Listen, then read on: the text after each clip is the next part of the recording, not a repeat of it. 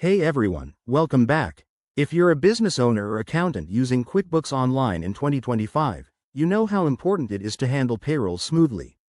Today, I'm going to walk you through a simple, step-by-step guide on how to print a pay stub.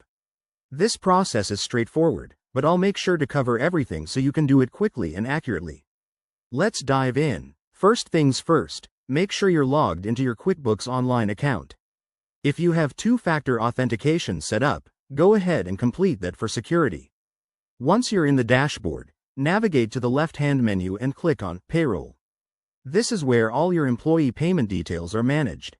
Next, select Employees from the Payroll submenu. You'll see a list of your team members. Find the one whose pay stub you need and click on their name to open their profile. Now, scroll down to the Pay History or Payroll Summary section. Here, choose the specific pay period you're interested in.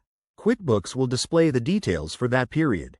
Once the pay run is selected, look for the View Pay Stub or Pay Stub Details option. Click on it, and you'll see a preview of the pay stub in a new window or tab.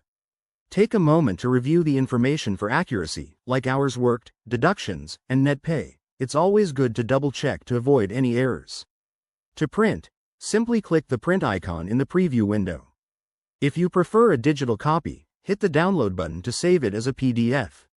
That's it. You've got your pay stub ready. One quick tip. If you're printing for multiple employees, use the bulk export feature in Payroll to save time. There you have it, folks. A hassle-free way to print pay stubs in QuickBooks Online for 2025. This feature helps keep your business compliant and your employees informed. If you found this helpful, give this video a thumbs up, subscribe for more tutorials, and drop a comment if you have questions. Thanks for watching, and see you in the next one.